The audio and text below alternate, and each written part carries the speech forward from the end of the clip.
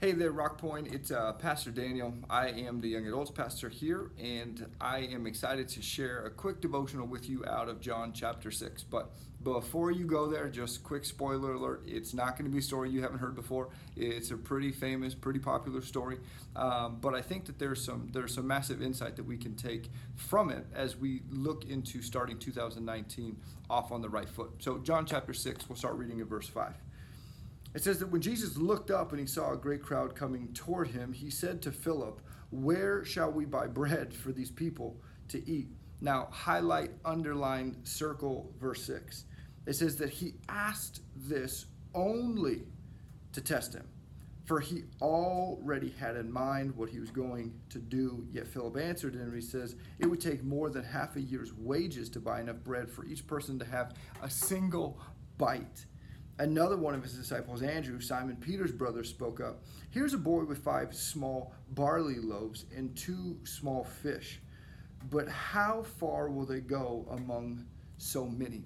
And if you keep reading, and most of you know how the story ends, Jesus takes this little boy's fish and crackers, and he ends up breaking it, multiplying it, and feeding the probably 20,000 people that are there. This enormous crowd has gathered to watch and listen to Jesus preach. They've started to realize that there's something about this guy that is just different, and they just sit there and they listen. And Jesus asked his disciples, "Hey guys, they've been here for a long time. We should probably give them some food." So he asked one of them a really practical, really simple question.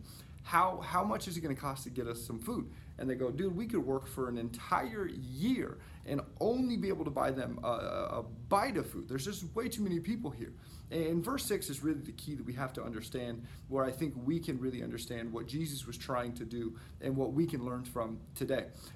In verse 6, Jesus says that he asked them this only to test him because he already knew what he was going to do. And here's what I think Jesus knew that I hope you would understand today. Jesus knew that the makings of a miracle were already amongst them. They were already there. All the ingredients that they needed to have the miraculous happen were there.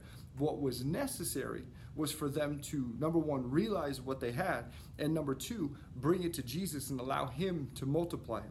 So my simple question, my simple challenge to you is, what is it that you have right now in your hand that you have completely devalued, that you don't see the value in any longer? Because my encouragement to you is that as you look into making 2019 the best year ever, I would press into you and challenge you to realize that everything that you have, everything that you need to create these miracles, to have these incredible things happen, are already in your hand. They are already there. You have everything that you need. You just have to see the value that exists in it, and you have to bring it to Jesus, be trusting, and know that he's faithful and that he will always, always, always take our little and make it into much. My prayer, my hope is that you would have an incredible 2019. I am praying for you, and I am just so excited to see all that God's going to do in your life this year. Have a great day.